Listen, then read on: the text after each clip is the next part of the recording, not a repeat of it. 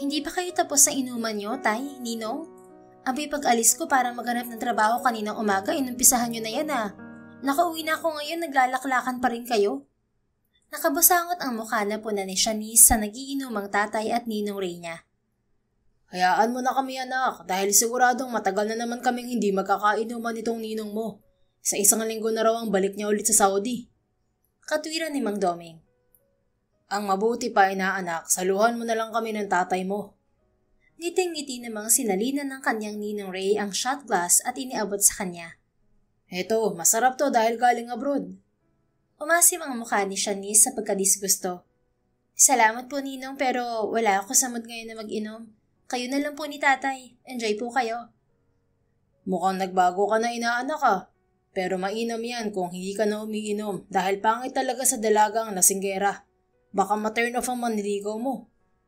Ang sinasabi ko lang dyan sa inaanak mo, kumparing Ray, ay hindi pwedeng mahina sa inuman ng lalaking ipapakilala niya sa akin.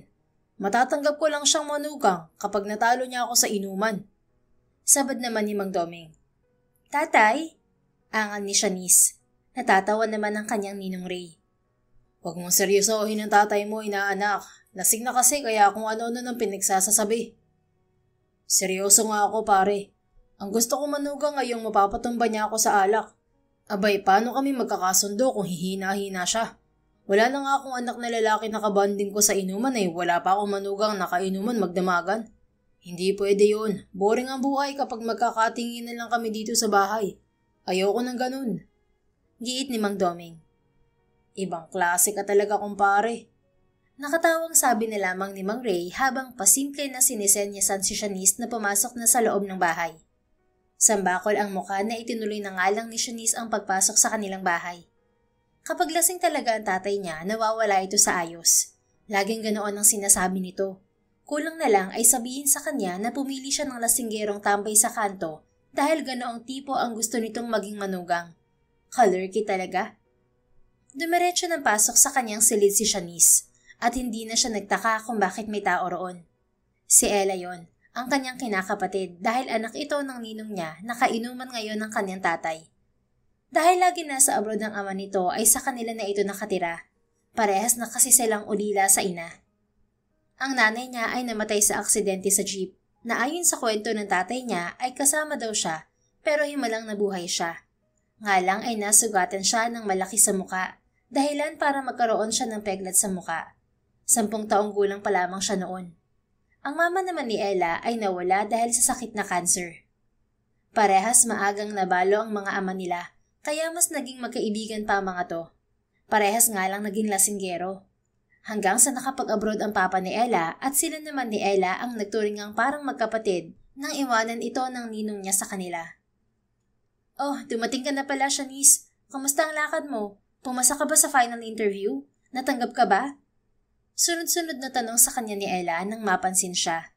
As usual, tutok to sa laptop dahil sa ginagawa nitong nobela, kaya hindi agad siya nito napansin. Writer kasi ito sa Wattpad na medyo sikat din, kaya busy lagi ito sa mga sinusulat. Asa ka? Tipid niyang sagot sabay bagsak ng katawan sa kama. Walay na naman? Nga. Oo, at huwag ka nang magtanong kung bakit.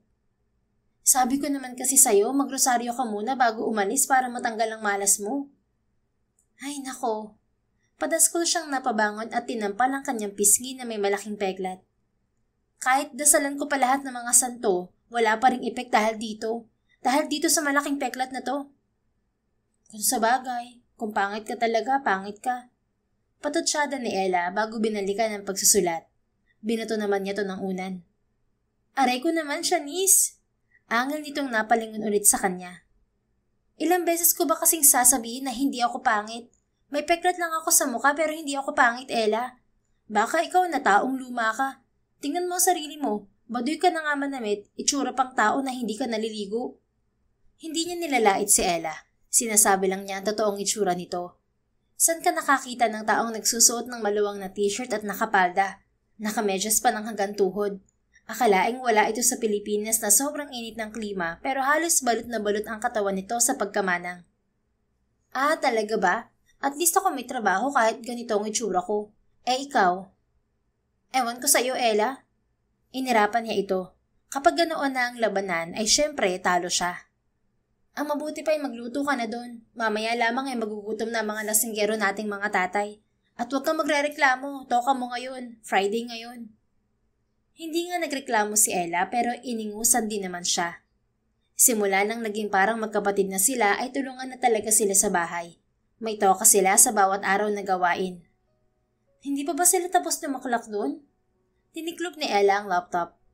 Hindi pa, kilala mo naman sila na hindi titigil hanggat hindi natutumba. Inihiga naman niya ulit ang pagal na katawan. Pumikit siya para magpahinga.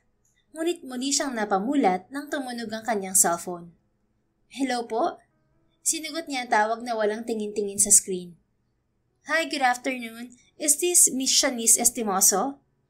Ako nga po to. Bakit po? Oh, hi Miss Estimoso. I'm Leonila Won, the Executive Secretary of Cisco Wine Incorporated. Biglang mulat ng mga mata si Shanice kasabay ng pagbalikwas ng tayo dahil ang kumpanyang yun lang naman ang tinutukoy na tumatawag ay ang kumpanya na inaplayan niya kanina. Nag-apply siyang HR assistant na sa kamalasan ay hindi nga siya natanggap dahil mas pinili pa rin ang maganda kaysa sa pangit na tulad niya. Feeling lang niya yun, pero halata naman kasi dahil ginalingan niya talaga kanina sa interview. Ngunit sa huli, siya pa rin ang hindi napili. Yes ma'am, ano pong maipaglilingkod ko? I'm calling regarding your previous application with us for the HR assistant position. I know we initially informed you that the position has been filled, but I was hoping I could speak with you again about it, if you'd be willing to give me the chance. Yes, of course, ma'am. I'd be more than willing to talk to you again. I'm glad to hear that. In that case, I'd like to invite you once again to meet with us tomorrow at the office. Yes, ma'am. I'll be there. Thank you po. You're welcome. See you tomorrow morning. Have a great day. Kulang na lamang ay marinig hanggang kabilang barangay ang naging tili ni Shanice nang mamatay ang tawag. Nagtakbuhan tuloy ang tatay, ninong niya at si Ella na pinuntahan siya ura-urada sa kwarto. Anong nangyari sa'yo, anak? Mukhang magkakatrabaho na ako, tay. Tumawag po sa akin na sekretary ng may-ari ng Cisco Wine at pinababalik nila ako dun bukas. Ang takot at pag-aalala sa mga mukha ng tatlo ay dagling napalitan ng kagalakan. Akala ko naman kung ano na, pero masaya ako para sa'yo, anak. Sabi ni Mang Doming. Congratulations na agad, inaanak. Bati rin ng kanyang ninong Ray. Sila ni Ella ay nagnitian naman at naghawakan ng kamay. Pagdating niya sa Cisco Wine kinabukasan ay ibang trabaho pala ang i-offer sa kanya at ang may-ari pa mismo ang kakausap sa kanya, hindi lang ang executive secretary nito. Ano po? Anong gagawin ko, madam? Ngumiti ang CEO ng Cisco Wine na si Madam Renaida. You heard me right, Shanice. Gusto ko magkatrabaho ka sa akin pero hindi dito sa Cisco Wine, kundi doon sa anak ko. Sa lahat kasi ng aplikante kahapon ay sa'yo ako nakaramdam ng kagaanan ng loob. Kaya ikaw ang pinili ko na gawin ng special na trabahong to. Nagustuhan ko ang confidence mo, ang kadaldalan mo, at ang ngiti mo, at ang lahat-lahat sa'yo. Pero po, alam ko nagulat ka sa offer ko, Shanice, pero sana'y tanggapin mo ang trabaho. Gawin mong lahat para mapalapit sa anak kong si Rihan. Kaibiganin mo siya, paibigin. Bahala ka, basta ang mahalaga ay kumbinsihin mo siya na bumalik na dito sa Maynila. Kailangan na siya rito sa kumpanya, iha. May sakit sa puso si Madam Shanice. Singit ng sekretary ng CEO na si Miss Won. Coronary artery disease at kailangan niya magtungo sa ibang bansa upang dun gawin ng heart bypass surgery. Pero dahil wala siyang mapagkatiwalaan na mapag-iiwanan ng kumpanya, hindi siya makaalis-alis. Sa madaling salita, kailangan niya ang anak niyang si Rihan para makapagpagamot na si Madam. Hindi po ba dapat ay mas magandang sabihin niyo na lang sa anak niyo ang kondisyon niyo, Madam? Kaysa gumagawa pa po kayo ng ganitong drama. Naisip ko na yan pero naisip ko rin kasi na parang mas maganda na kung sakali mang bumalik dito si Rihan ay yung pangmatagalan na. Gusto ko ay yakapin na sana niya ng buong-buo ang kumpanya at hindi yung baka pagbalik mula sa pagpapa-opera ko sa Amerika ay may posibilidad pa rin umalis siya ulit. Matanda na rin ako, iha. Kailangan ko na talaga ng kahalili para sa nalalapit kong pagre-retiro. Dahilan ng Madam CEO, nabahira na ng lungkot ang ngiti nito sa mga labi. Parang ang hirap po yata ng pinagagawa niyo sa akin, Madam. Pasensya na, Shanice. Kailangan ko lang kasi talaga ng tulong para mapabalik ang anak ko. Huwag kang mag-alala dahil maliban sa ibibigay kong allowance at sahod mo, bibigyan pa kita ng karagdagang bayad. 1,000,000 kapag naengganyo mo ang anak ko na tanggapin ang pagiging tagapagmana niya at 1,500,000 naman kapag nabigo ka pero sinubukan mo pa rin sa abot ng iyong makakaya. Talaga po? Nanlalaki ang mga matang napanganga si Shanice. Totoo yan, Shanice, dahil may isang salita si Madam. Malay mo may bonus ka pa. Dagdag na sabi ng sekretarya. Speechless at nalulula sa mga offer na naglipat-lipat ng tingin si Shanice sa dalawang ginang. Kung kanina ay nanlulumo na siya dahil parang walang saysay ang mga sinasabi ng mga ito, ngayon ay parang may mga dollar sign na ang bilog ng kanyang mga mata. Muntik pa siyang mapabulalas ng wow. So, ano ang desisyon mo, Shanice? Tanong ng CEO. Napakagatlabi siya habang nakatitig sa Madam. Maya-maya ay nagbuntong hininga siya. Sinabi niyo po na may 250,000 pa rin ako kahit na hindi ko siya mapabalik, di ba? Yes, basta makikita o malalaman ko na ginagawa mo ng maigi ang trabaho mo. Saglit pang nag-isip si Shanice. Nagpakipot muna siya para hindi siya magmukhang pera. Sige po, tinatanggap ko po ang trabaho at wag po kayong mag-alala dahil gagawin ko po ang lahat ng makakaya ko para maibalik siya at maipagamot na po kayo. Buo ang desisyong sagot niya. Kapwa na pangiti ng matamis ang dalawang ginang na kanyang kausap. Salamat, Iha. Sa sobrang kagalakan nga'y tumayo ang Madam CEO mula sa executive chair nito. Umikot ito sa desk para malapitan siya at makamayan. Kahigpit na hinawakan nito ang kanyang mga kamay. Salamat dahil hindi mo ako binigo. Hindi ako nagkamali sa pagpili sa iyo, Iha. Salamat din po, pero pwede po palang malaman kung bakit wala dito sa piling niyo ang anak niyo? Naglayas po ba siya? Dagling nahalinhinan ng lungkot ang mga ngiti ng Madam. Ang totoo ay hindi ko rin alam ang dahilan niya. Basta na lang siyang umalis at laging pakiusap sa akin ay huwag ko na siyang ipahanap pa. Hindi ko alam kung nakagawa ba ako ng kasalanan sa kanya o ano para talikuran niya ang pamilya namin. Katunayan, yun din sanang ipapakiusap ko sa iyo ngayong tinanggap mo na ang trabaho. Ang alamin mo kung anong problema ng anak ko na dahilan ng kanyang paglayas. Malihim kasi si Rihan. At kahit pilitin ko ay hindi siya nag-o-open sa akin. Naguluhan na naman si Shanice. Gayunpaman ay hindi yun nakapagpabago sa kanya ng tanggapin ng trabaho. Sa isip-isip niya ay hindi na baling magkaroon siya ng kakaibang trabaho. Lagi rin naman siyang nare-reject sa kanyang mga ina-applyan. Magagamit niya ang bayad sa kanya para makapagnegosyo.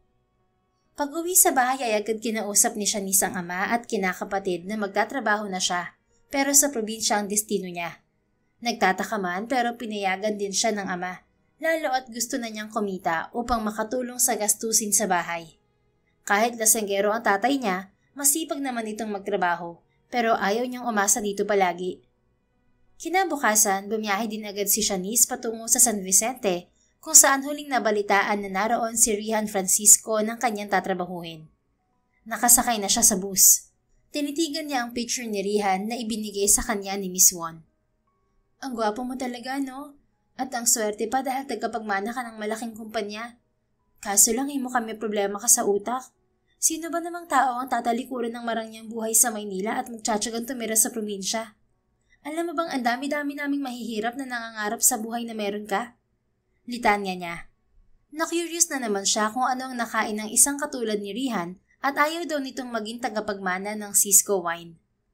Napatingin tuloy sa kanya ang katabi niyang ginang sa bus. Nagtaka dahil kinakausap niyang larawan. Napahiyang ibinalik ni Shanice ang larawan sa kanyang wallet at inabala na ulit ang sarili sa pagtingin-tingin sa mga nadadaanan nilang lugar mula sa labas ng bintana. Malawak na taniman ng palay ang kanyang nakikita. Hindi nagtagal ay tumigil ang bus sa istasyon. Bumaba siya at nagtanong-tanong kung saan ang saktong lugar ng address ni Rihan na isinulat niya sa maliit na papel. Sumakay ka sa tricycle na yan, Ining. Dadaan yan sa saktong address na yan. Sabihin mo lang sa driver ang address na yan.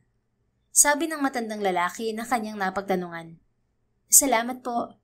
Sumakay siya ng tricycle at ibinaba nga siya sa isang kanto. Doon na raw ang lugar. Animoy nawawala si Shanice na ilang beses napatingin-tingin sa paligid bago niya naspatan ang mobile coffee shop na siyang negosyo raw ng binatang hinahanap. Hinila agad niya ang maleta patungo roon. Walang tao? Takang naibulalas niya nang makita niyang wala roong crew o nagbabantay. Meron. Anong order mo, miss? Bigla ay sagot ng tinig lalaki sa kanyang likuran. Hindi pa niya ito nalilingon ay maangas na dumaan na ang lalaki sa kanyang tagiliran. Muntik na niya itong supladahan dahil binangga nito ang kanyang balikat. Ang yabang na lalaki. Mabuti na lamang dahil kahit hindi pa niya nakikita ang mukha nito ay nakilala niya agad. Ang kanyang misyon, si Rihan Francisco. Hindi tumitingin sa kanya na pumasok ang binata sa loob ng truck na kinostomize para maging coffee shop. Kulay itim ang design ng truck. Mukhang pinag-isipan ang lahat, pati na ang logo ng pangalan ng coffee shop na Capigo. Oh, may customer pala. Sorry, nagawas lang ako ng pantog. Anong order mo, miss? Sulpot pa ng isang lalaki. Wala pa siyang order. Sabi ni Rihan sa kasama. Napatingin ito kay Shanice habang naghuhugas ng kamay sa sink. Nagtagpo ang kanilang mga mata at animoy naging slow motion ang andar ng paligid sa naging pakiramdam ni Shanice nang mabistahan na niya sa personal ang mas gwapo pang mukha ng binata. Unti-unti ay umawang ang kanyang mga labi dahil sa lihim na paghanga dito. Miss, bibili ka ba? Anong order mo? Untag ng isang lalaki kay Shanice. Oo, yung bestseller nyo. Iced caramel macchiato ang bestseller namin, miss. Okay ba yun sa'yo? Oo. Sa kasamahan mo na rin ng sandwich. Pumili si Shanice sa mga menu na nakasulat sa itaas.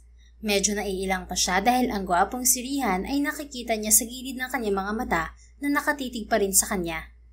Sa unang pagkakataon ay na-conscious siya sa itsura niya, lalo na sa mukha niya na may peklat. Meron kaming egg drop sandwich, miss. Bestseller din namin yun. Suwestyon ng lalaking kausap nang mapansing nahihirapan siya sa pagpili. Sige, yun na lang. Thank you. Nagbayaran sila ng lalaking crew and at the same time ay barista na rin ng mobile coffee shop. Si Rihan ang siya namang nasa kaha. Easy-easy lang ang palibhasa ay ito ang amo. Amo na mukhang suplado. Buti na lang at bagay sa itsura nito na ala bad boy. At gusto sanang ma-turn off ni Shanice dahil saktong nakita niya na dinilaan ni Rihan ng daliri habang nagbibilang ng papel na pera. Ang kaso, napalunok naman siya dahil nagmukha pang hot ang binata sa ginawa kaysa ang magmukha itong kadiri. Eto na ang sukli mo, miss. Pakihintay na lang ng order mo. Agaw pansin na naman sa kanya ng lalaking crew. Salamat. Hindi nagtagal ay kumakain na si Shanice sa isang maliit na table habang pasimsim-simsim ng kape. Hindi nga lang niya ma-enjoy dahil kung ano-ano ang tinatakbo ng isip niya. Iniisip niya kung paano mauumpisahan na mapalapit kay Rihan. Bigla kasi siyang dinabla ng hiya. Nag-aalangan na rin siya dahil mukhang bad boy pala si Rihan. Baka jombagin siya nito bigla o kaya naman isakalin oras na magkamali siya ng approach. Sana kasi maganda na lang ako para ako nilalapitan ng lalaki eh. Palatak niya sa loob-loob niya bago kumagat ng malaki sa sandwich. Sinulipan niya ulit si Rihan at gusto na niya talagang magsisi sa pinasok niyang misyon nang makita niyang ang sama kung makatingin ito sa kanya. May problema ba tayo, miss? Di kaginsa-ginsa ay nasa harapan na niya si Rihan. Ha? Gulat na gulat siyang napatayo. Alam mo, sanay na ako na tinitingnan dahil sanay na rin ako nagwapo. Pero nakakairita kasi, kaya pwede bang tantanan mo ko sa tingin mo? Naku, ang init na naman ang ulo mo, boss. Chill lang tayo, customer si Miss Ganda. Singit ng lalaking crew. Agad ding nakalapit sa kanila. Kumakatingin kasi to, parang ano eh. Napasinghap si Rihan. Isang masamang tingin pa ang ibinigay nito kay Shanice bago ito tumalikod at umalis. Tinabig pa ang nananahimik na upuan na nadaanan nito. Madaling tinakbo yun ng tauhan. Inayos yun saka binalikan si Shanice. Pasensya ka na, miss. Minsan talaga mahirap spelengin ng boss ko. Mabait naman yun. Tiyempo lang na mainit yata ang ulo ngayon. Ayos lang. Kasalanan ko rin naman dahil panay talaga ang tingin ko sa kanya. Rude naman talaga ang ganun. Pero pakisabi sa kanya na wala yun. Nagwapuan lang ako sa kanya kaya ganun. Alam mo na, crush? Oo naman. Ilang babae na bang nagpakit sa kanya simula nang lumipat kami rito? Pero maniwala ka, ngayon lang nagsuplado ng ganun si boss. Bad timing lang. Siguro ay dahil pangit ako. Naku, hindi ah. Sa tingin ko nga, ikaw na pinakamaganda na napadpad dito. Akala ko nga kanina artista ka kaso may ano. Sorry. Alanganing itinuro ng lalaki ang kanyang peklat. Kiming ngumiti si Shanice. Okay lang, Peklat ko to sa sugat na natamo ko sa aksidenteng kinasangkutan namin ng nanay ko noon sa jeep. Namatay do lahat ng sakay at ako lang na bata ang nabuhay. Ah, ganun pala. Ayos lang pala kung ganun. At least buhay ka. Oo nga eh. Nagkatinginan sila ng lalaki. Sige, enjoy your coffee, Miss Ganda. Pasensya ka na ulit sa boss ko Babalik na sana ito sa loob ng van pero nagsalita si Shanice. Sandali po. Tigil niya dito nang may mapansin siya sa nakapaskil sa pinto ng van. Bakit, miss? Balik lingon ng lalaki. Hiring po ba kayo? Oo. Magbabakasyon kasi ako dahil ikakasal ako next month. Napakagatlabi si Shanice sa naisip niyang idea. Mukhang ito na ang sagot sa kanyang problema. Mapapalapit na siya kay Rihan nang hindi mahahalata. Pwede ba akong mag-apply? Huh? Kako, pwede ba ako sa trabahong yan? Sure ka? Oo naman. Kasi ang totoo, napadpad ako sa lugar na to na wala talagang destinasyon. Ginusto ko lang lumayo sa Maynila at dito ako nadala ng mga pa ako sa lugar na to. Napatitig sa kanyang lalaki na naunawaan agad niya. Ako si Shanice Estimoso, taga Quezon City ako. 26 years old. Mabait ako at masipag. Madali rin ako matuto at kung hindi mo na itatanong, mahilig ako sa kape. Kaya ko lumaklak ng kape ng 3 beses sa isang araw. Kaya sure ako na magugustuhan at mag-enjoy ako dito sa Capigo na magtrabaho kung pagbibigyan niyo ako. Ako naman si Matt. Sure ka ba sa pinapasok mo? Oo, actually, kung tatanggapin niyo ako, pwede na ako mag-start ngayon. Amazed na napahimas-himas ng baba si Matt. Please po, tanggapin niyo na ako. Promise hindi po kayo magsisisi. Kung ako lang walang problema. Natutuwa nga ako agad dahil akala ko magtatagal pa na may mag-a-apply. Ang problema, hindi kasi ako makakapag-desisyon nito. Alam mo na, empleyado lang din ako. Kung gusto mo, tatawagan ko muna ang boss ko na kaaalis lang. Sige lang po, willing to wait ako, makuha ko lang ang trabahong to.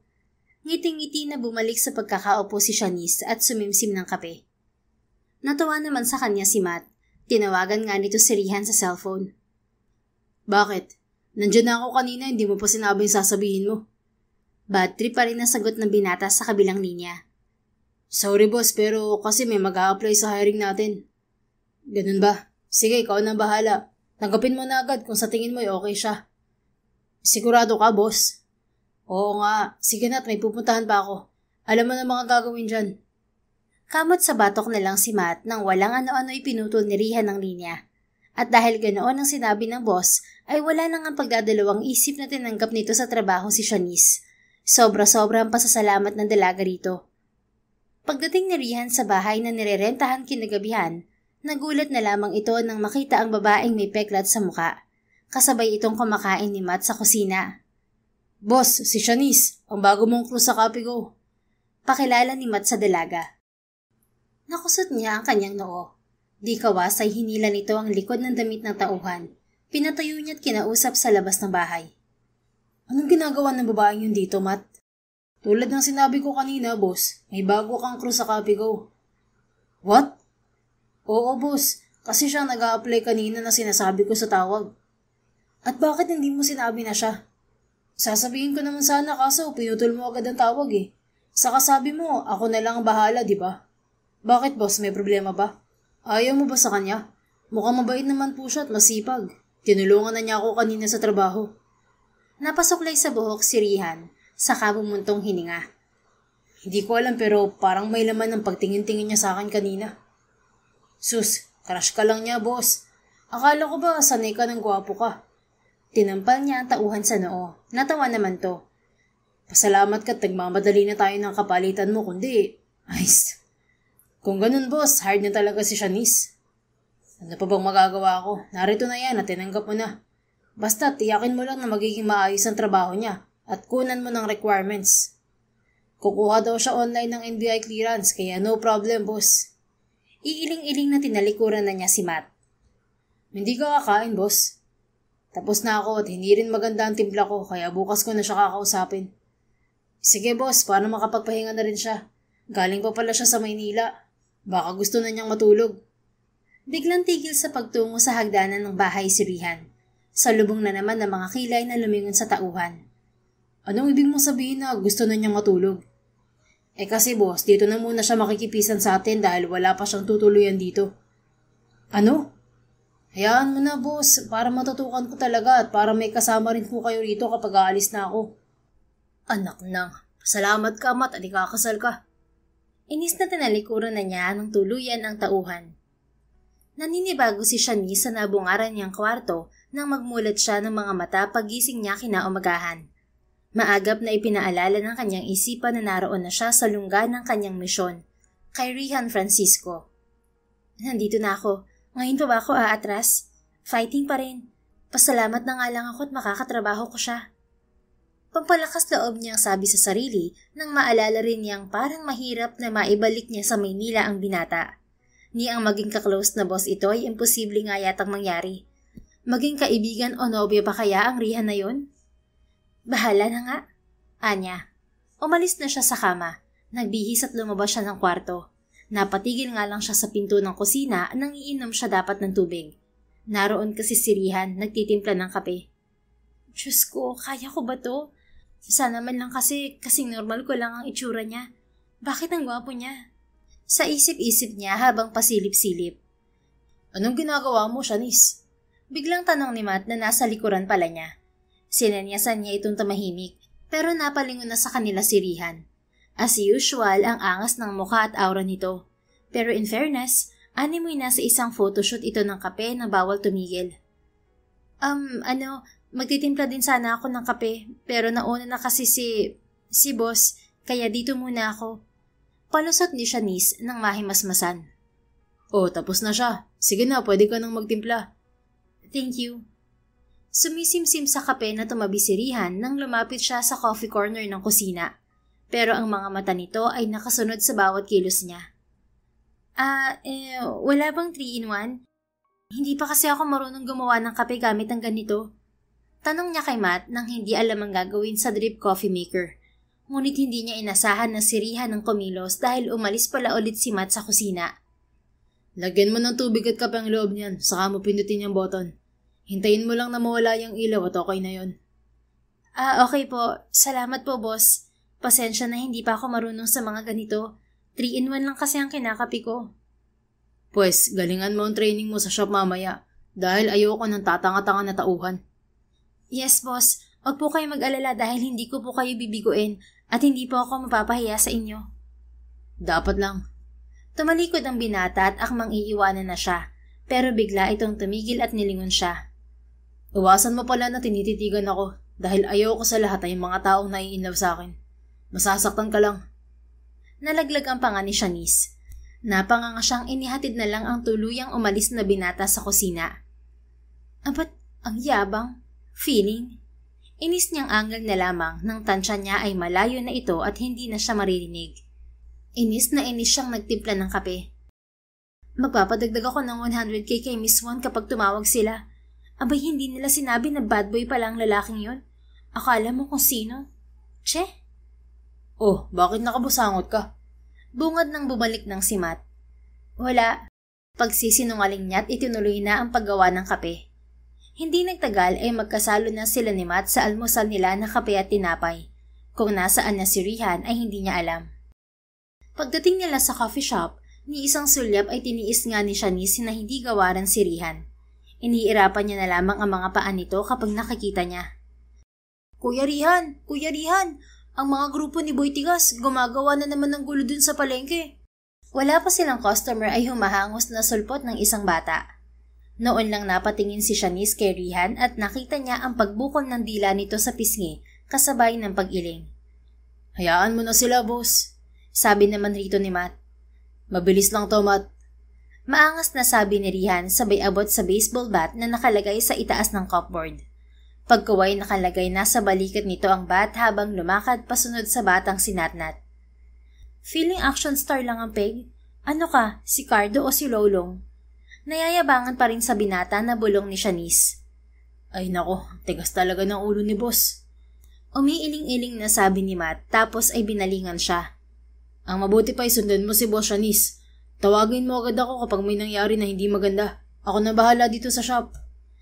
Ako po, susunod. Oo, kasi siguradong malaking kaguluhan na naman ang mangyayari. Sige na. Hala, anong magagawa ko ron kapag nagkagulo?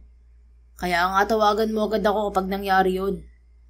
Bagamat alanganin dahil takot siya sa gulo ay napilitang tanggalin ni Shanice ang suot na apron at sumunod na nga kay Rihan.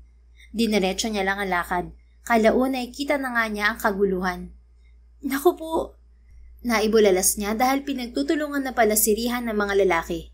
Kumambyo siya agad para tawagin nga sana si Matt.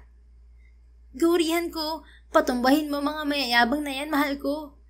Sigaw ng isang babae na nagpahinto sa kanya. Muli siyang lumingon kay Rihan. Natuwa naman siya dahil hindi na dehado si Rihan. Bumaliktad na ang sitwasyon. Si Rihan na ang bumabanat sa mga lalaki ngayon. Nagmistura na talaga itong isang action star. Sige Rihan, talunin mo ang mga yan! Sa katuwaan ay hindi na rin niya napigilang isigaw. Napakasama tuloy ng tinging ipinukol sa kanya ng babaeng sumisigaw kanina. Babae na kinulang sa tela ang mga damit.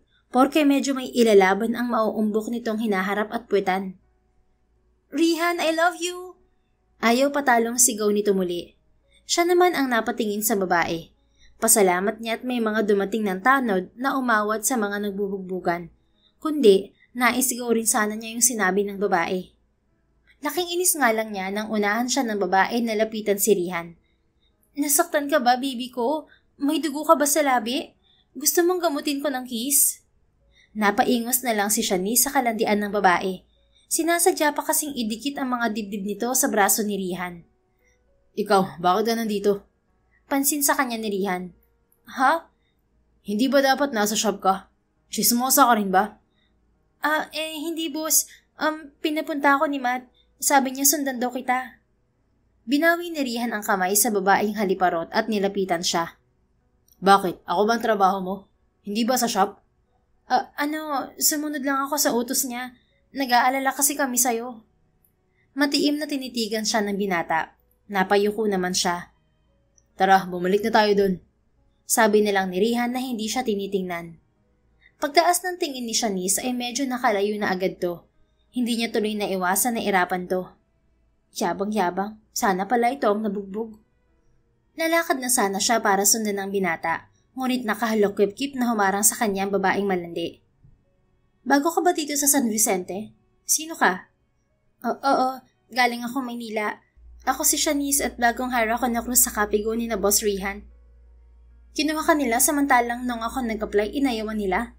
Aba, tipid lang siyang umiti. Ayaw niyang gatungan ang panggagalaitin ng babae. Huwag mo siyang lalandiin akin lang si Rihan. Maureen, ano na naman yan? Bakit mo ginugulo ang bisita dito sa lugar natin? Sabad ng mata ng babae. Nasa likod nito ang isang matandang lalaki na nakasuot ng pangtanod. Hindi ko siya ginugulo, Kapitana. Sinasabihan ko lang na akin si Rihan.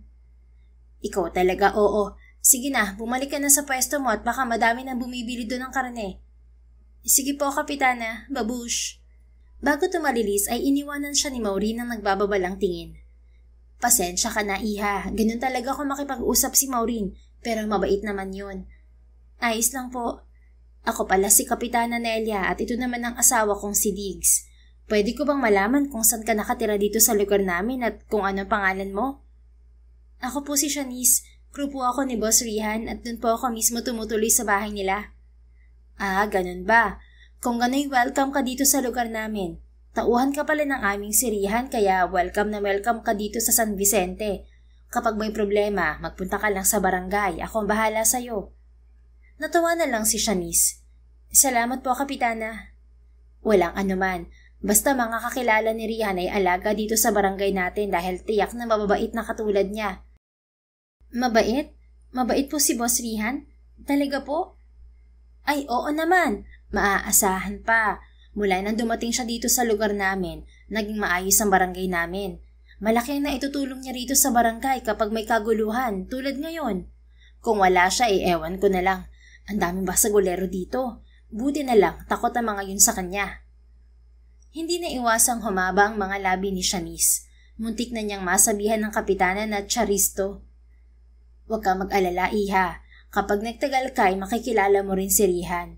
Yung nakita mo kanina, ginawa niya lang yun dahil inawat niya ang mga grupo ni Boy Tapang sa paninikil sa mga tindera ng palengke. Siya lang ang kayang pumigil kina Boy Tapang.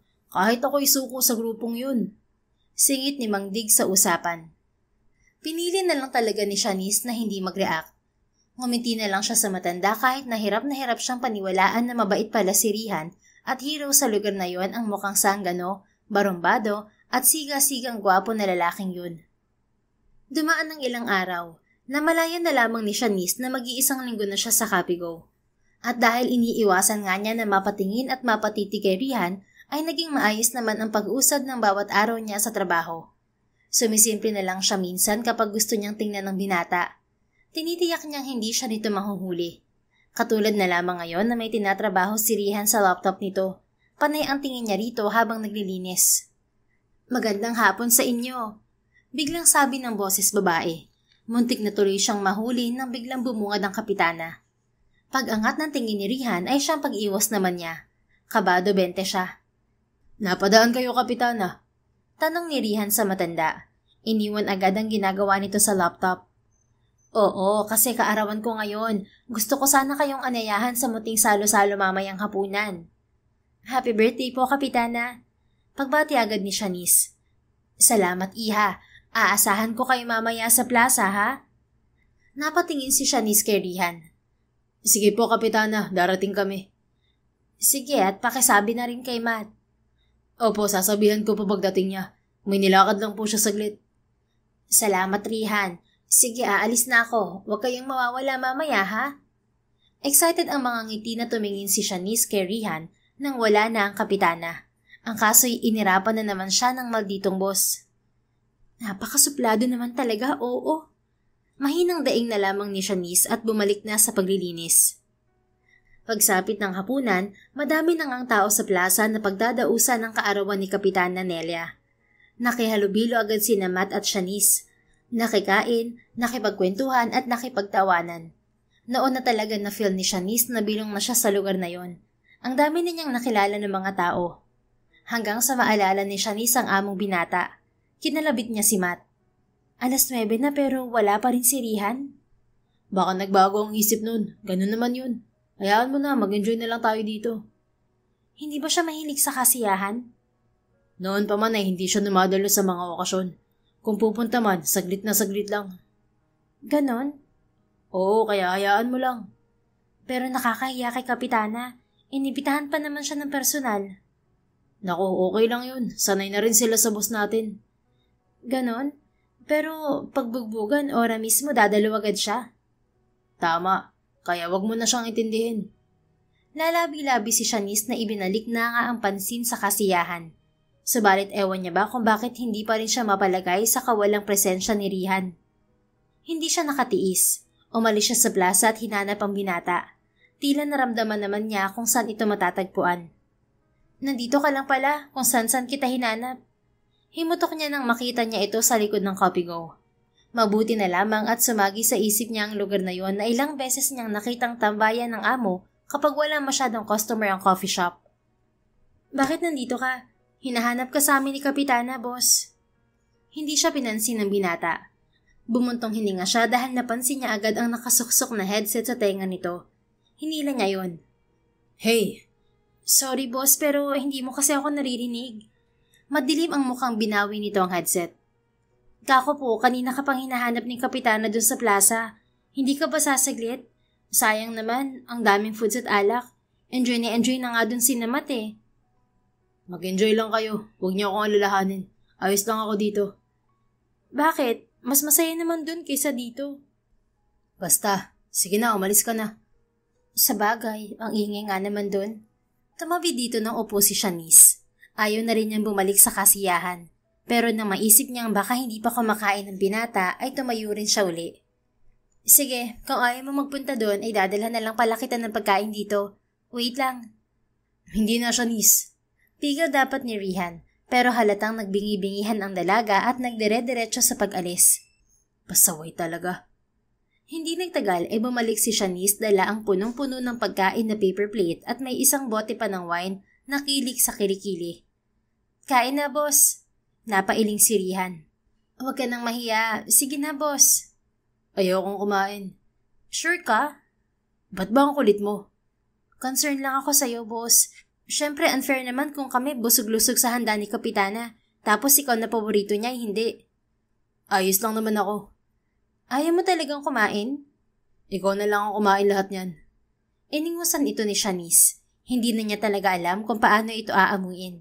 Pasalamat talaga siya at hindi pa tumatawag sa kanya si Madam Won.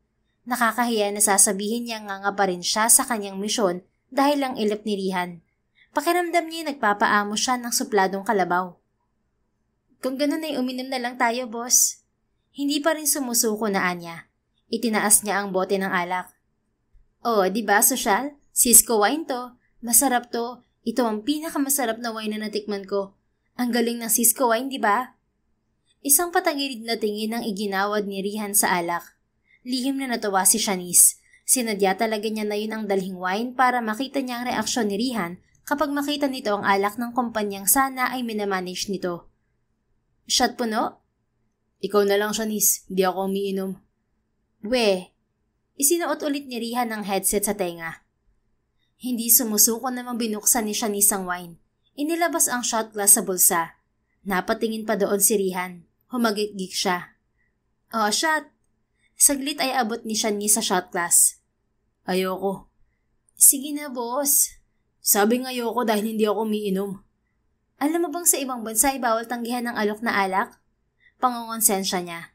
Subalit tinabig na binata ang shot glass sabay tayo. Sinabi ko nang hindi ako umiinom at hindi mo ako mapipilit. Nagulantang si Shanice kaya hindi siya nakaimik.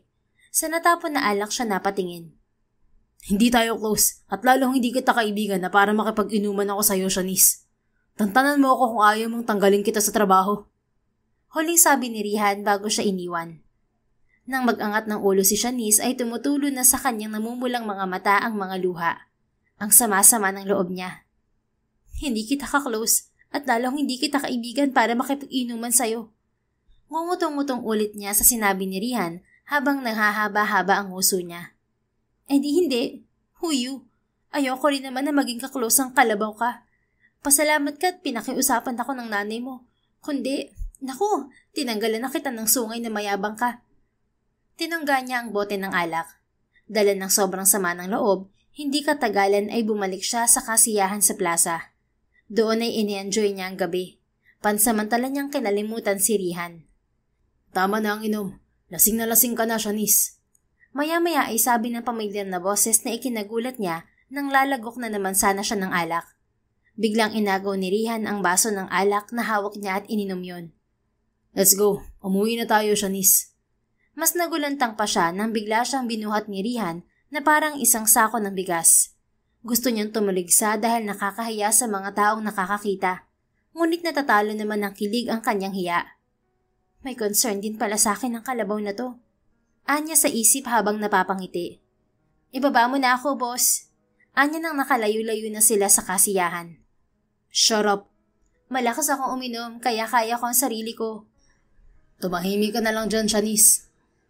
Pero, I said shut up. Pinagdikit na nga niya ang mga labi para hindi na siya mangulit pa. Hindi katagalan, ipapasok na sila sa bahay. Idiniretso siya nito sa kwarto na inuukupa niya pero paggewang-gewang na ang lakad ng binata. Para na itong wala sa sarili. Salamat, boss. Pasalamat niya rito kahit na walang ingat na ibinaba siya ng lalaki. Buti na lang talaga at malambot ang kama. Hala! Nagulat na lamang siya nang natumba rin ang katawan ni Rihan sa kama niya. Hoy, ano nangyari sa'yo? Boss Rihan, okay ka lang? Kinalabit niya ito nang hindi ito sumasagot. Kinabahan na siya. Boss! Tawag ni Matt na bagong dating. At nang makita nito si Rihan na nakabulagta sa kama, ay dinilohan nito agad ang amo. Sabi ko na nga ba bakit kasi uminom siya ng alak? Inalalayan na nito si Rihan. Pinilit na pinatayo at inakay. Bakit? Anong nangyari sa kanya, Matt? Tanong ni Shanice. Pasensya ka na, Shanice, pero si boss na lang ang tanungin mo bukas. At huwag kang mag-alala, ayos lang siya. Tuloy-tuloy nang inilabas ni Matt sa kwarto si Rihan at dinala sa kabilang silid. Nagtataka na lamang si Shanice na inalisa ang nangyari. Huwag niya sabihin nalasing siya sa isang lagok ng alak. Pwede ba yun? At naibulalas niyang hindi makapaniwala nang maisip niyang parang lasing na nakatulog si Rihan kaya bumagsak to sa kama. Kinabukasan, kahit masakit ang ulo dahil sa hangover, ay attentive si Shanice sa mga itinuturo sa kanya ni Matt. Paspasan na ito sa pagtuturo sa kanya dahil papalapit na daw ang alis nito para sa nalalapit nitong kasal. Nakikinig ka ba, Shanice? Ha? Oo. Sagot niya. Kaya lang ay naging sabaw na siya nang makita niya ang paparating na si Rihan. Lulugo-lugo rin ito na parang may hangover. Nagtaka na naman siya. Gusto mo ng kape, boss? Nilapitan agad to ni Matt. Sige nga at ang sakit ng ulo ko. Okay, coffee is coming, boss. Umupo si Rihan sa bakanting lamesa habang hinihilot-hilot ang ulo. Naningkit na talaga ang mga mata ni Shanice. Takang-taka siya na inoobserbahan ng binata. Matt, paano may hangover siya? Hindi naman siya uminom kagabi. Isang tungga lang siya sa shot glass. Imposible namang nalasing siya sa isang tungga lang. Hindi nakatiis na tanong niya kay Matt paglapit nito sa pwesto niya. Huwag mo nalang pansinin. Ganyan talaga si boss dahil hindi siya sanay sa alak. Hindi siya umiinom. Nagulat nga ako nang tinungga niyang alak mo kagabi. Pero imposible na malasing siya agad sa isang shot lang. Ewan ko pero basta, ganun si boss. At huwag ka na magtatanong sa kanya at baka pag-initan ka na naman niya. Iwasan mo siya ngayon na masakit ang ulo niya. Iniwan na siya ni Matt. Dinala na kay Rihan ang tinimplang kape. Pwede ba yun? Isang shot lang, lasing na? Namamanghang sabi pa rin niya sa sarili. Gayunpaman ay sinunod niya ang sinabi ni Matt na iwasan mo ng kulitin si Rihan. Kahit kapag nahuhuli niyang nakatingin to sa kanya ay nag-iiwas siya ng tingin sa binata. Mahirap na at daig pa nito ang may regla kapag wala sa mood. Sorry boss, sige po mauna ka na. Paubayan ni Shanice kay Rihan na muntik na silang magkabanggaan sa may counter. Siya na ang kusang umiwas dito at humakbang. Subalit nahinto siya nang magsalita ang binata. Shanice, sorry pala sa nangyari kagabi. Sorry kung tinanggihan ko ang shot na inaalok mo. At sorry kung nauna pa akong nakatulog sa iyo kaysa ang alagaan ka dahil lasing ka. Ayos lang. Ako nga dapat na magpasalamat sa iyo dahil pinigilan mo ako magwalwal. Baka kung ano nang nagawa kong kahihiyan doon sa dami ng nainom ko. Nagngitian sila at kinilig na si Shanice. Kilos na Shanice at may bagong dating na naman ng mga customer. Sita nga lang sa kanila ni Matt na panira ng moment. Gayunpaman, hindi naman nasira ang araw ni Shanice. Mas ngiting-ngiti na siya na nagsiserve ng mga order ng kanilang mga customer. Malapit na ang uwian nang makatanggap siya ng tawag mula kay Miss Won. Nag-video call sila. Nabanggit na niya rito na nagtatrabaho siya sa coffee shop ng anak ng boss nila at magkasama sila sa bahay. Gusto lang ipakamusta ni Madam Renaida ang secret job mo dyan, Shanice. Ano daw ang nangyayari? Ayos lang naman po, madam. Ang kaso, mahirap talagang paamuyin si Rihan. Ang totoo, ngayon lang niya ako kinausap ng maayos at nginitian. At least, mukhang may improvement na ang paglapit mo sa kanya. Sana nga po, at sana po bigyan niyo pa ako ng oras sa panahon. Hindi po kasi talaga madali dahil masungit po talaga si Rihan. Kailangan talagang palambutin ng dahan-dahan. Walang problema, Shanice. Basta gawin mo ang mission mo, okay? Yes po, Miss Won. Ako pong bahala. Pinuto na nila ang tawagan. Mas gumaan pa ang loob ni Shanice. Sa kamalasan ay narinig pala ni Maureen ang usapan nila ni Miss Won. Sinasabi ko na nga ba't may bala kang masama kay Rihan? Sino ka ha? Anong mission mo kay Rihan? Kung ano man ang iniisip mo ay mali ka, Maureen. Wala akong balak na masama kay Rihan. Nagsisinungaling ka pa? Dinig na dinig ko ang usapan niyo ng babae sa video call. Buti na lang pala at napadaan ako rito. Nabuking kita. Hindi nga, wala akong gagawin kay Rihan. Hindi mo mabibilog ang ulo ko. Kailangan malaman to ni Rihan. Hindi ako makakapayag na may mangyaring masama sa mahal ko. Nagmamadaling tumalikod si Maureen. Maureen, sandali lang! Kinakabahang sinundan to ni Shanice. Rihan! Rihan! Tawag ng babae sa boss nila. Hindi siya pinapakinggan ng walang habas na tinungo ni Maureen ang counter ng CopyGo. Nakita nito roon si Matt. Matt, nasan si Rihan? May sasabihin ako sa kanya.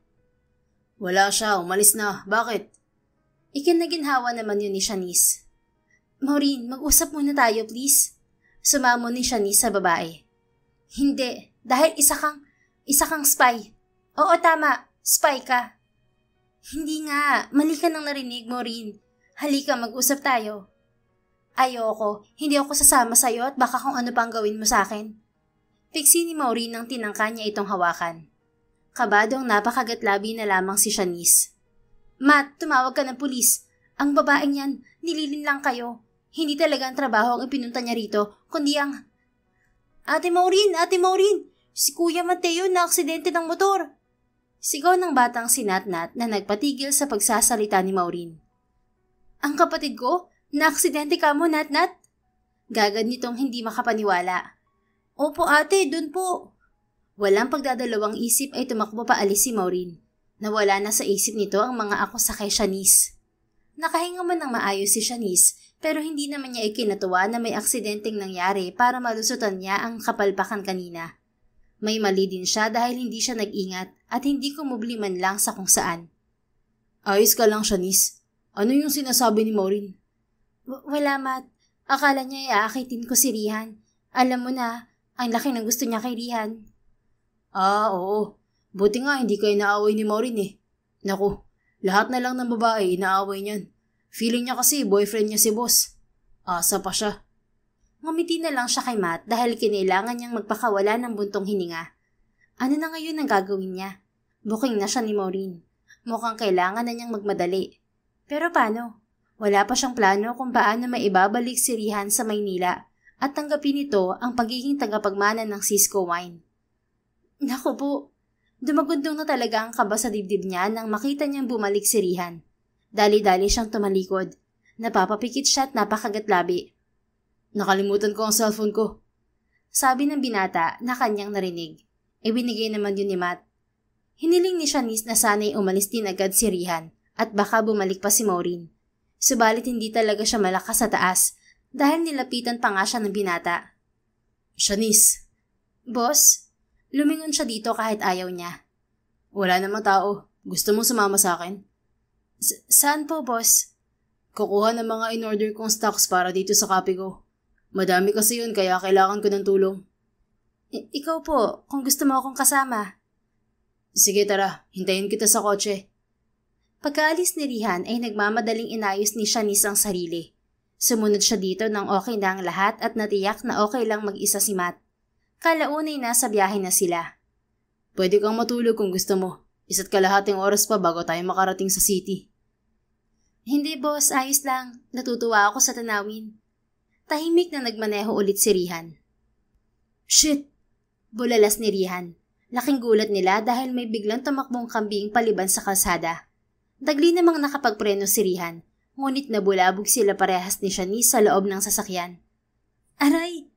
Daing naman ni Shanice habang hawak nito ang noo. Sorry Shanice. May tumawid kasi biglang kambing. Nabahalang sabi ni Rihan. Kinalas nito ang seatbelt at hinarap ang dalaga. Patingin ako ng noo mo. Ayos lang, nauntog lang ako ng konti. I said patingin. Hinawakan ni Rihan ang magkabilang pisngi ng dalaga. Kitang-kita ang pag-aalala nito. Saglit ay nagpakawala ito ng malalim na hininga nang makita nito ang namumulang noo ni Shanice. I'm sorry, hindi ko sinasadya. Ang tanga ko. Muntik na kitang maipahamak. Ayos lang ako, boss. At saka hindi mo naman kasalanan. Kasalanan ng kambing. Hindi. Kasalanan ko dahil niyaya pa kita kahit na kaya ko naman yun. Hindi ka sana masasaktan kung nadun ka lang sa coffee shop. I'm so stupid. Napasawunod sa buhok si Rihan. Sir Rihan, kumalma ka lang please. Masuyong hinawakan ni Shanice ang kamay ng binata at kinalas sa buhok nito. Ayos lang ako. Buko lang to, malayo sa bituka, okay?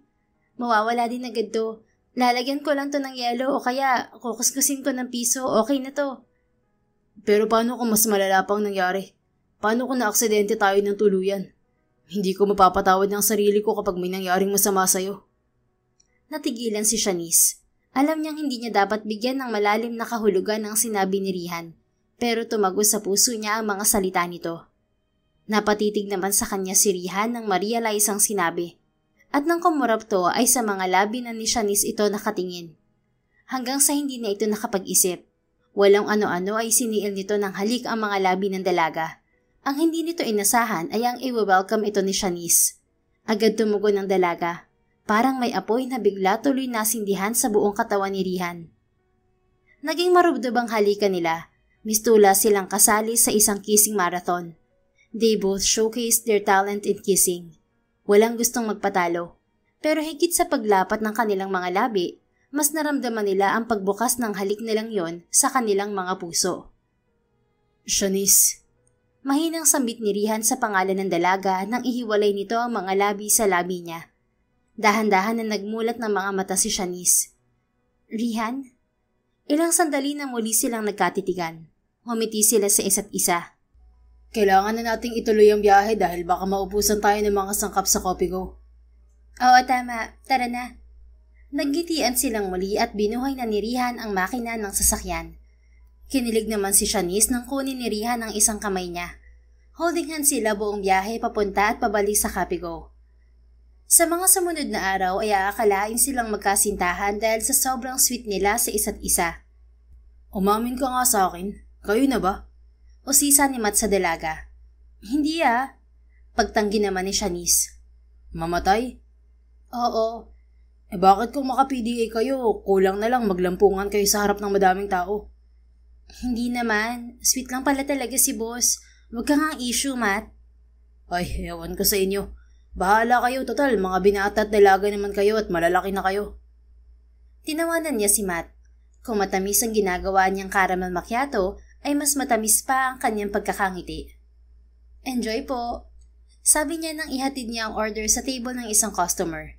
Kahit papaano ay gamay na niya ang paggawa ng iba't ibang klase ng kape sa Copigo. Kahit aalis na si Matt ay tiyak niyang magagampanan na niya ng maayos ang trabaho roon. Shanice, tara. Nagulat na lang siya nang biglang dating ni Rihan at inalis ang apron sa kanyang katawan.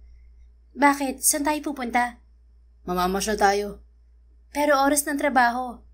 Kaya na rito ni Matt. Hindi naman rush hour. Tara na. Hindi na siya patakas ni Rihan. Hoy, madaming customer. Sita ni Matt nang makita sila. Natatawa sila habang nagtatatakbo at tinatakasan ng lalaki. Sumakay sila sa kotse at humarurot ng takbo. Sa isang burol siya dinala ni Rihan at kinilig na naman siya nang makita niyang naglatag ito ng tela sa damuhan.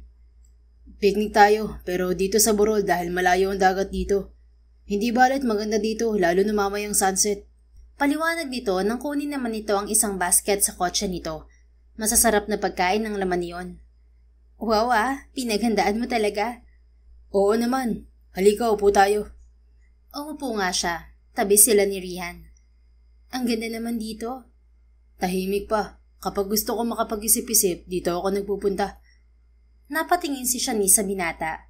Sa isip-isip niya, kasama kaya sa pinag-iisipan ni Rihan ang pagbabalik sa Cisco Wine? Nang tumingin sa kanya si Rihan, ay siyang pagbalik naman ng tingin niya sa kawalan. Napakisdot nga lang siya nang salatin ni Rihan ang kanyang peklat sa muka. Anong nangyari dito? Dahil yun sa aksidente. 10 years old pa lang ako nung nasangkot kami ng nanay ko sa banggaan ng jeep at bus. Lahat ng kasama naming pasahero namatay. Kasama na si nanay. Ako lang ang survivor pero nag-iwan naman ng baka sa aking muka. Malaking sugat kasi ang natamo ko na naging peklat hanggang sa paglaki ko. Dahil dito, nahirapan ako makakuha ng trabaho. Kaya sobrang saya ko nang tanggapin niya ako sa coffee shop. I'm sorry kung naitanong ka pa. Okay lang, matagal na naman yun. Nawalan sila parehas ng salita at napatingin sa magandang tanawin sa ibaba. Ikaw pala, bakit napili mo dito sa probinsya na magtayo ng coffee shop? Ang sabi sa akin ni Matay taga Manila ka talaga. Hindi katagalan ay pag-segue ni Shanice. Nagpa siya siyang umpisahan na ang kanyang misyon. Hindi naman. Ang totoo kung san-san talaga ako napapadpad. Kapag ayaw o sawa na ako sa isang lugar, umaalis na ako. Bahala na kung saan titigil. Dito lang sa lugar na to ako nagtagal ng ilang buwan. Kaya pala mobile coffee shop ang Copigo. Ganun na nga. Pero bakit? Bakit hindi ka mapirmi sa isang lugar? May tinatakasan ka ba? Hindi umaasa na sasagutin siya ni Rihan. Madami pa namang araw. At least, nasimula na niya ang misyon niya. Ang mahalaga, nakakapag-usap na sila ng ganito kaayos ni Rihan. Sa susunod, tiyak na hindi na siya mahihirapan. Tinatakasan ko ang isang responsibilidad na gusto nilang ipataw sa akin. Sagot ni Rihan kaya napatanga siya. Anong ibig mong sabihin? Alam mo ba kung bakit coffee shop ang munting negosyo ko? Hindi. Yun ay dahil pang kontra siya sa alak. Ha? Hindi ba sinabi ko na sa'yo noon na hindi ako umiinom? Oo. Yun ay dahil hindi ko kaya ang alak. Anong ibig mong sabihin, Rihan? Mula nang maging close sila, gusto na ng binata na first name basis sila. Pero boss pa rin ang tawag niya rito kapag nasa coffee shop sila dahil nakakahiya kay Matt at sa mga customers nila. I mean, mahina ako sa alak, Shanice. Hindi lang mahina, sobrang mahina pala. Yung isang patak ng alak na matikman ko, katumbas na yun ng isang baso sa katawan ko. Kaya kapag isang baso na ang nainom ko, para na akong uminom ng isang case ng alak. Ha? You mean, kaya ka pala bagsak agad noon sa isang baso ng wine sa plaza dahil dyan? Pagka na natawa si Rihan. Pagkatapos ay malakas na bumuga ng hangin bago nagpatuloy sa pag-open up. Tama, may severe alcohol intolerance ako, Shanice. Isang kondisyon kung saan hindi kaya ng katawan ko na maproseso ng maayos ang alak o alcohol. Kaya nagkakaroon ako ng hindi ka nais-nais na reaksyon. Agad-agad ay nalalasing ako kahit gapatak lang ng alak ang mainom ko. Umawang ang mga labi ni Shanice dahil hindi makapaniwala. Nasagot na rin sa wakas ang mga katanungan niya noong kaarawan ni Kapitana Nelia kung bakit nauna pang nakatulog sa kanya si Rihan. Turn off ka na ba sa akin? Umiling si Shanice. Bakit naman ako mata-turn off? Na-amaze lang ako dahil meron palang ganun na kondisyon. May alam ako na mahina sa alak pero medyo matagal naman silang nalalasing. Hindi katulad mo na bumabagsak agad sa isang tagay. Nakakahiya, hindi ba? Hindi naman. Normal lang naman yon. Saka maganda nga yun dahil hindi ka lasinggero. Hindi tulad ng ibang mga lalaki. Yung tatay at ninong ko mga lasinggero yun kaya naiinis ako sa kanila. Bigla ay naalala ni Shanice ang hanap na lalaki ng kanyang ama para sa kanya. Yung malakas dapat sa inuman. Kung ganoon ay hindi napasado sa isang aspeto na yon si Rihan sa kanyang ama. Na pinagkibit-balikat din niya dahil ayaw naman talaga niya sa lasinggero. Ang kaso nga lang, ayun ang dahilan kung bakit tinatakasan ko ang responsibilidad ko sa Cisco Wine. Bigla ay sabi ni Rihan, kaya mas lalong nasiyahan ang dalaga dahil ito na ang goal niyang alamin. Ako ang tagapagmana ng napakalaking kumpanya ng alak, pero mahina ako sa alak. Ang ironic. Nakakahiya, di ba? Hindi umimik si Shanice. Ayaw niyang sumingit dahil gusto niyang magtuloy-tuloy si Rihan sa pagkukwento. Ngumiti sa kanya ang binata. Inakala malamang na nagulantang siya sa inamin nito. Huwag kang mag-alala, hindi yun mangyayari dahil imposible na magkaroon ng CEO ang Cisco Wine na katulad ko. So, anak ka pala ng may-ari ng Cisco Wine? Paniniguro niya kahit alam naman niya. Oo, pero parang hindi ako bagay sa negosyong pinaghirapan ng mga magulang ko. Mabilis na ginagap ni Shanice ang kamay ng binata. Huwag kang ganyan. Hindi dahilan yun para tanggihan mo ang pagiging CEO. Ano naman kung mahina ka sa alak? Wala naman yung sense. Ang iba nga nagiging doktor kahit takot sa dugo. Ang mga duwag nga nagiging polis eh. Hindi dahilan ng kondisyon ng tao para gawin ng isang bagay kung talagang gusto nila yung gawin. Paano kung pagtawanan ako? Paano kung pagdudahan ng kakayahan ko? Nako, kung ikaw ang tagapagmana ng CEO, ibig sabihin sobrang yaman mo. Kaya pwede mong ipakulong o ipapatay ang tatawa sa'yo. Seryoso, Shanice? Siyempre hindi. Tumawa siya pero agad ding tumigil. Ang seryoso ay dapat magtiwala ka sa sarili mo, Rihan. Hayaan mo sila. Wala naman silang magagawa dahil ikaw ang tagapagmana. Ipakita mo lang na kaya mong gampanan ng responsibilidad ng pagiging CEO sa kabila ng kondisyon mo. Ano naman kung hindi ka pwedeng uminom? Pwede ka namang kumuha ng tauhan at titikim ng alak at produkto mo para sa'yo. Kung gusto mo, ako ang gawin mong taga-tikim. Kahit taga-review pa sa mga samples mo ng alak. Hindi ko uurungan yan. Para mas effective, kumuha ka ng mga lasinggero. Pabirong anya na ikinangiti ng binata pero agad ding natahimik. Mukhang nag-isip-isip habang inuubos na ang ice cream. Ano ba mga pagkain nandito sa basket? Pag-iiba na ni Shanice kunwari sa usapan. Ayaw niyang biglain si Rihan. Dapat hinihinay lang siya para mabuksan niya talaga ang puso nito at makapagpasya na itong tanggapin ng pagiging CEO. Natapos ang picnic nila na masaya sila. Binuksan niya ulit ang topic sa buhay ni Rihan nang nasa biyahe na sila pa uwi. Hindi mo ba namimiss ang parents mo, Rihan? Ang mami mo, malay mo may sakit na pala yun. Sana naman wala. Hindi mo alam. Abay, sabi mo kanina, lagi kang nasa malayo at matagal ka nang hindi umuwi sa inyo. Nagmuntong hininga si Rihan. Alam ko na. Sabi niya ulit na may kasamang pitik sa ere. Sasanayin na lang kita na uminom ng alak. Hindi man mawala ang severe alcohol intolerance mo, malalabanan mo naman yun ng konti. Baka pwede nating pahabain ng epekto. Yung isang baso ng alak ay baka matagalan mo ng kahit isang oras. Hindi yung minuto pa lang bulagta ka na. I mean, kahit oras lang ay tatagal ka bago malasing. Ganon. Imposible yung sinasabi mo, Shanice. Subukan lang natin. Kailan mo ba natuklasan yan? College pa ako. Hindi ko sinasabi sa magulang ko dahil ayokong madismaya sila, lalo at alak ang negosyo namin.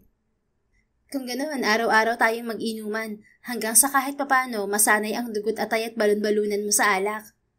Baliw ka talaga, Shanice. Basta, magtiwala ka sa akin. Mamaya, pag uwi natin, umpisahan na natin ng inuman lesson natin, okay? Para namang kaya mo araw-araw uminom. Huwag mo akong mamaliitin, boss. Dahil for your information, tatay ko ang champion sa inuman sa lugar namin. Nasa tugo kong pagiging lasinggero.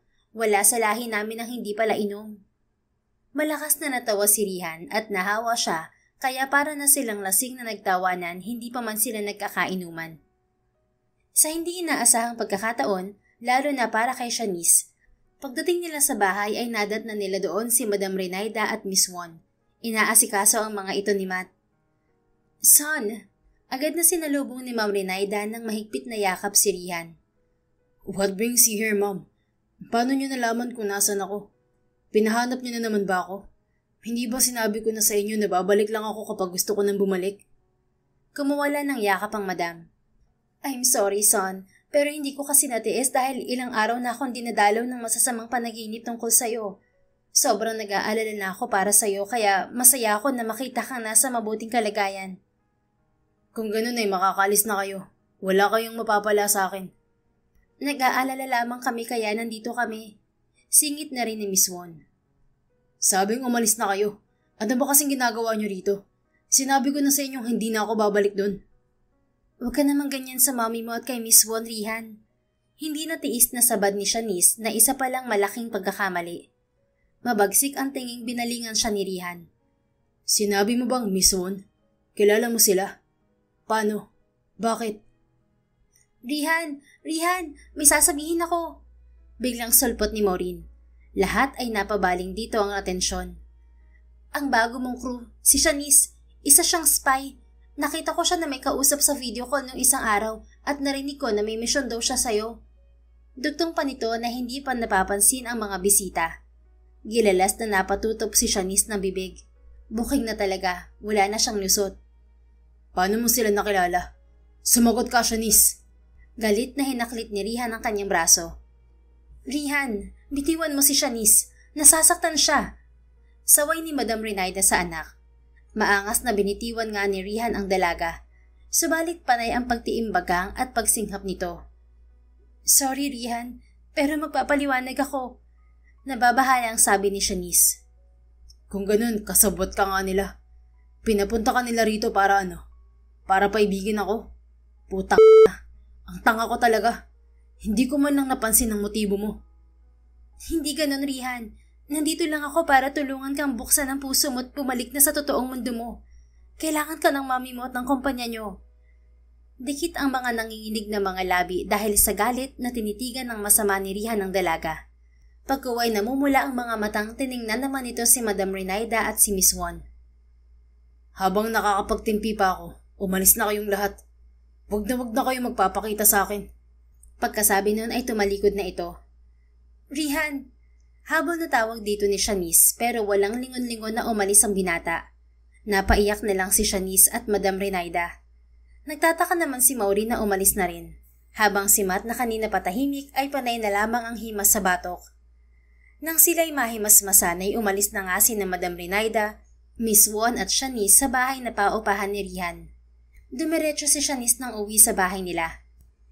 Ano bang nangyari sa'yo, anak, at iyak ka ng iyak? Inano ka ba ng pinuntahan mo? Tinanggal ka ba sa trabaho?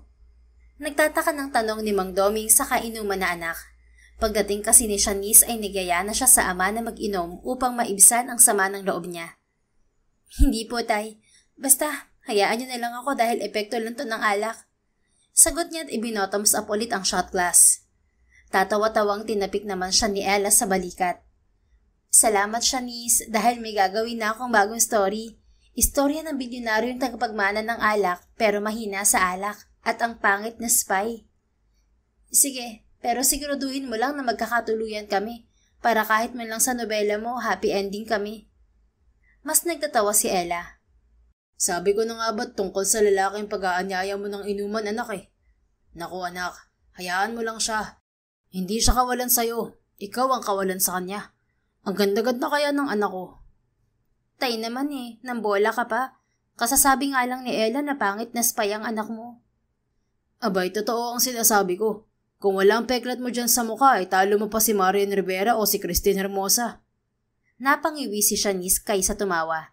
Alam naman niya kasing gawa lang ng espiritu ng alak kaya pinupuri siya ng ama. Isa pa, hindi po't sabi ko ay ayoko ng manugang na mahina sa alak. Abay, paano ko yun magiging manugang kung hindi malakas uminom? Maghanap ka ng iba, kalimutan mo na yun, ayoko sa ganun. Sure ka tito? Abay tagapagmana yun ng Cisco Wine. Mayaman na nga'y nagmamayari pa ng mga alak. Kapag siyang naging manugang mo, araw-araw pwede kang tambakan ng alak dito sa bahay.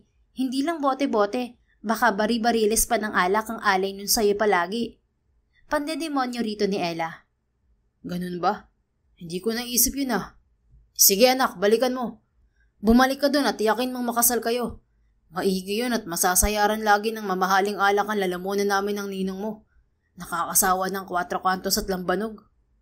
Humagalpak na tawa si Ella. Palibhasa yung mga lasing na nag-apiran pa ang dalawa ni Mang Doming na parang magbarkada lang.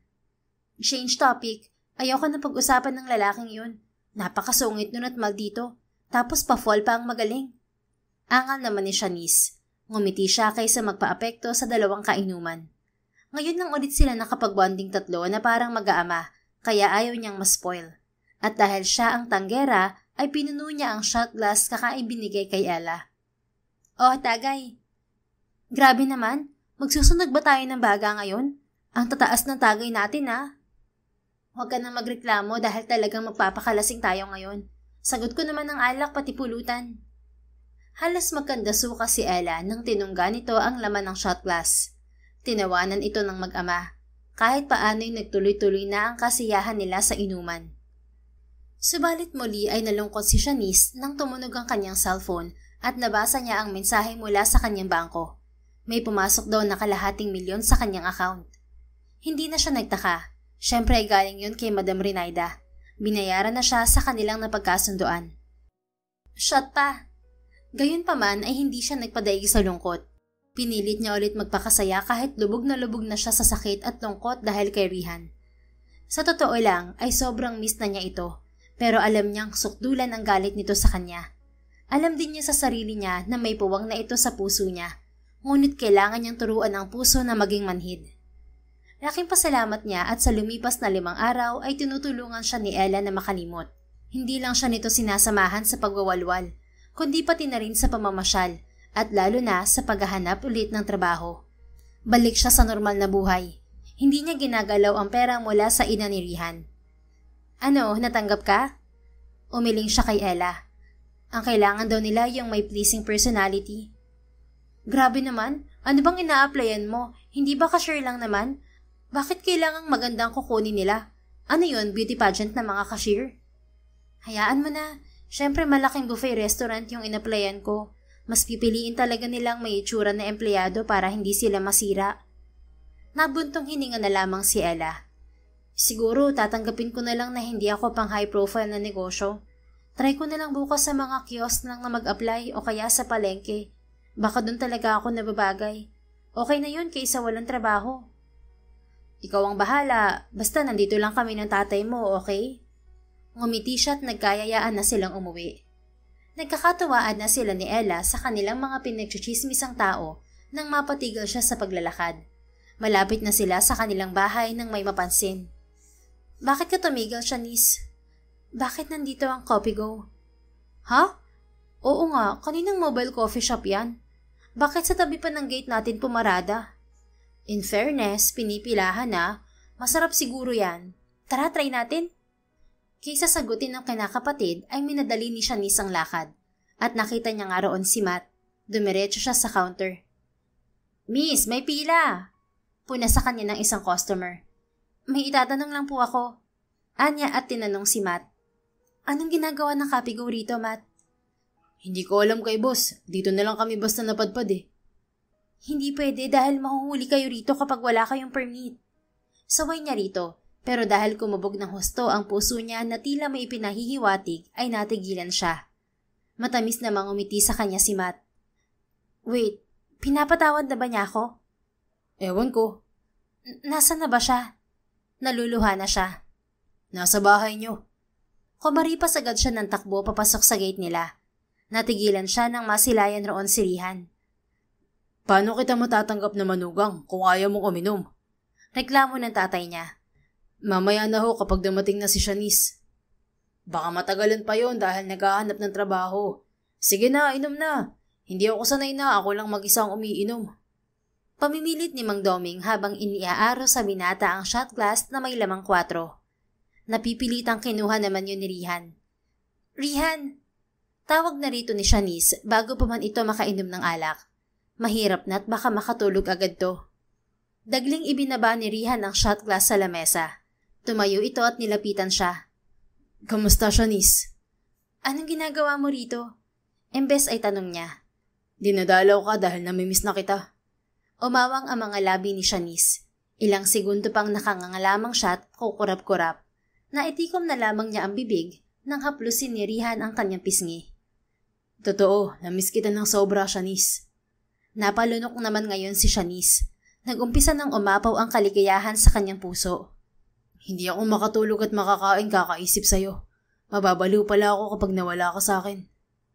Noon lang napansin ni Shanice na may nag-iba sa astig na binata. He looks different. Ang mabangis nitong mga mata ay nangingitim ang gilid. Ang astig nitong mukha ay medyo hapis na. Tinubuan na rin ito ng konting mga balbas.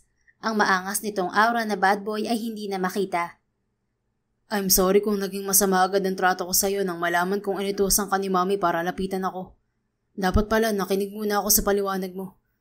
Dapat pala inunawa kita kaysa unahin ng galit. Patawarin mo ako, Shanice. Ibig bang sabihin nito ay pinapatawad mo na ako? Hindi kita kailangan patawarin, sweetheart. Dahil wala ka namang kasalanan. Binagtas ni Rihan ang kanilang pagitan. Niyakap siya nito ng mahigpit. Ginawa mo lang ang trabaho mo. Kung meron mang may kasalanan ay ako yon dahil naging padalos-dalos ako. Pero gusto kong malaman mo na masaya ako na nakilala kita. At natutuhan kong mahalin ng babaeng katulad mo, Shanice. Talaga? Nagunahan naman sa pagpatak ang mga luha ng dalaga. Oo, Shanice. Mahal na mahal kita. Sorry kung hindi ko agad nasabi sa iyo yun habang magkasama tayo. Gusto ko muna kasing kilalanin natin ang isa't isa. Pero narealize ko na paano kita kikilalanin ng husto kung may issue ako sa sarili kong buhay. Kaya naman nagkusa na akong puntahan ka rito. Ako ba, mahal mo rin? Mahal na mahal din kita, Rihan. Hindi mo lang alam pero lagi kong pinipigilan ang sarili ko na huwag kang sugurin sa San Vicente mula nang umalis ako ron. Ako rin. Kung hindi pa ako dinalaw ulit ni Miss Won at pinaliwanag nilang pinilit ka lang nilang gawin ng trabaho na amuin ako, hindi ako magkakalakas ng loob na puntahan ka rito. Ginamit pa daw nila ang sakit ni Mami na ang totoo ay hindi naman talaga malala. Pero ang sabi nila ay kailangan siyang operahan agad kaya kailangan nilang mapabalik ka agad sa Manila. Nagsinungaling sila sa'yo. Oo, may sakit sa puso si Mami pero hindi ganun kalala. Talaga ba? Gusto ba ako ng Mami mo para sa'yo? Gustong gusto. Ina-expect na niyang aayusin ko ang sa atin. Masaya siya na ikaw ang napili kong mahalin. Paano si Maureen? Ano ka ba? Hindi ko magugustuhan yun, alam mo yan. Nagpaalam na rin ako sa mga tao sa San Vicente. Nanghihinayang man sila na umalis na kami ni Matt, pero dito sa Manila ang buhay namin, lalo na ako. Narito ang pamilya ko at narito ang babaeng mahal ko. Kaya dito din ako. Masaya ako marinig ang mga yan. Akala ko nga'y magagalit sa akin ng mami mo dahil nasira ang plano namin. Never siyang magagalit sa'yo. Napahanga mo kami dahil malinaw na may concern ka sa ibang tao. Nagbuntong hininga si Shanice. Hindi naman. Pangalawa lang yun na concern ako kay madam. Mukhang pera lang talaga ako kaya nadala ako agad sa 1 milyon o kalahating milyon. Alam mo namang hirap ako makahanap ng trabaho dahil sa itsura ko. Kaya sino ba naman ako para tumanggi sa opportunity?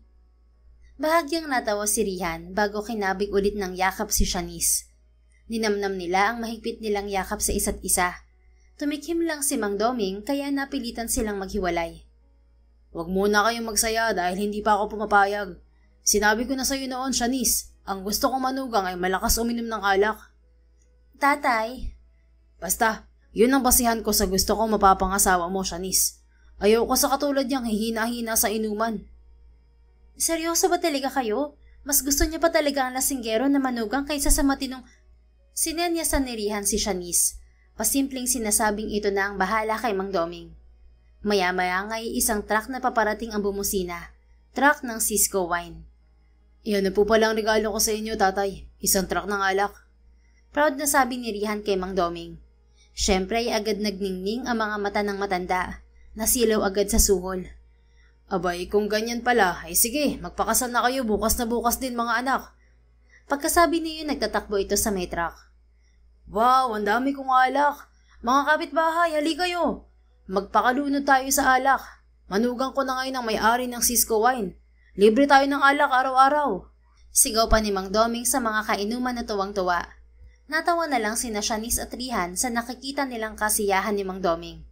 Alak nga lang pala talaga ang katapat nito. Dapat pinipigilan mo rin ang tatay mo na mag-inom. Hindi mabuti sa kanyang kalusugan na laging lasing, lalo't may edad na siya. Nako, lagi ko siyang pinagsasabihan pero alam mo na, matanda na, kaya ang tigas ng ulo. Yun na lang daw ang kaligayahan niya. Titigil din yan kapag siningil na siya ng katawan niya. Kung ganun, sa kanya na lang pala ako lagi makikipag-inuman para masanay ako sa alak.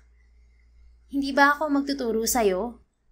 Sorry pero kapag Mrs. Francisco ka na, bawal ka nang uminom. Iinom ka na lang kapag may okasyon. Ang daya naman.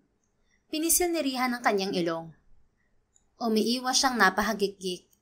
Sa bagay, wala na rin siguro ako magiging time sa alak kapag Mrs. Francisco na ako. Dahil gusto kong alagaan maigi ang magiging anak natin at pati na rin ikaw. Yan ang gusto ko na, Mrs. Niyakap ulit siya ni Rihan. Magsasarado na ba ako, boss? Mukhang wala nang bibili ng kape dahil sa panilibre ng alak ni Mang Doming. Bungad ni Matt. Kasama nito si Ella na umiinom ng kape. Sige, magsarado ka na at umuwi ka na rin sa magiging asawa mo, Matt. Ako nang bahala dito. Talaga, boss? Oo, imbitahan mo na lang kami sa kasal nyo kapag okay na. At unang regalo ko sa'yo sa kasal nyo ay ang kape ko. Talaga, boss? Oo, sa'yo na yan. At paluguin mo dahil tinanggap po na ang pagiging CEO ng Cisco Wine. Hindi ko na rin maaasikaso yan. Salamat, boss. Tuwang-tuwa na yumakap si Matt kay Rihan. Akmang hahalik pa ito sa pisngi ng amo. Hoy, hoy, hoy! Pasaway ka. Nandidiring itinulak lang nito ni Rihan. Nagtatawa naman sina Shanice at Ella. Alam na agad ni Shanice ang tumatakbo sa isip ng kinakapatid. Sigurado siyang may binubuo na agad itong kwento sa utak nito kahit patawa-tawa lamang to. 5 buwan lamang na preparasyon ay naganap ang magkarbong kasal ni Rihan at Shanice sa simbahan. Masayang-masaya ang lahat at lasing na lasing naman si Mang Doming. Nagulat pa sina Shanice at Rihan dahil hindi katagalan ay pati si Madam Renaida ay lasing na rin. Sa sobrang saya nila para sa mga anak nila ay nag-one-on-one pala ng inuman ang magbalae na parehong balo. At nang bumalik naman sina Shanice at Rihan galing honeymoon ay nagulat na lamang ang lahat dahil ang kinis na ng mukha ni Shanice. Isinabay kasi ng mag-asawa sa honeymoon nila sa ibang bansa ang pagpapaalis niya sa peklat sa kanyang muka. Ayaw na sana ni Rihan na alisin yun ng misis dahil tanggap naman nito ang lahat-lahat sa kanya. Ngunit para kay Shanice, kailangan na ring mawala ang peklat ng kahapon sa kanyang muka. Ayaw din niyang mapahiya si Rihan sa ibang tao kapag nakita na may pintas siya sa muka. Tuluyan na talagang niyakap ni Rihan ang pagiging CEO ng kumpanya ng kanilang pamilya. Isang tungkuling matagal nitong tinakbuhan dahil sa lihim na matagal nitong kinimkim, ang severe alcohol intolerance nito. Para sa isang tagapagmana ng wine company, yun ay tila isang katawa-tawang kapalaran. Ngunit dumating si Shanice, isang babae na may peklat, may tapang at may kakayahang makakita ng ginto sa putik. Siya ang nagtulak kay Rihan na harapin ang sarili. Hindi para piliting uminom, kundi para patunayan na kahit hindi siya pwedeng uminom ng alak, kaya pa rin niyang patakbuhin ang isang wine empire. At ngayon, magkasama na sila. Hindi lang sa negosyo, kundi sa buhay. Nagtutulungan na silang mag-asawa. 1 taon pagkatapos ng kasal, dumating pa ang isang biyaya. Nabuntis si Shanice at ang dating kulang, ngayon ay buo na. Pamilya, pagmamahal, paninindigan. Lahat yun ay bahagi ng kanilang kwento. Ang dati lalaking tumatakbo sa responsibilidad, ngayon ay isang asawa, ama at pinuno na. Ang dating babaeng may peklat sa muka at tinatanggihan ng mga kumpanya, ngayon ay reyna na ng sariling kaharian. Hindi dahil makinis na ang balat niya, kundi dahil matatag na ang puso niya. Minsan, kape lang pala ang kailangan mo, at isang malditong boss na may tinatagong puso upang matagpuan ang tunay at wagas na pag-ibig. The End. If you enjoyed this story, please don't forget to like, subscribe, comment, and share. Your support helps us reach more people and spread the love. Thank you for tuning in, and we're looking forward to seeing you again soon.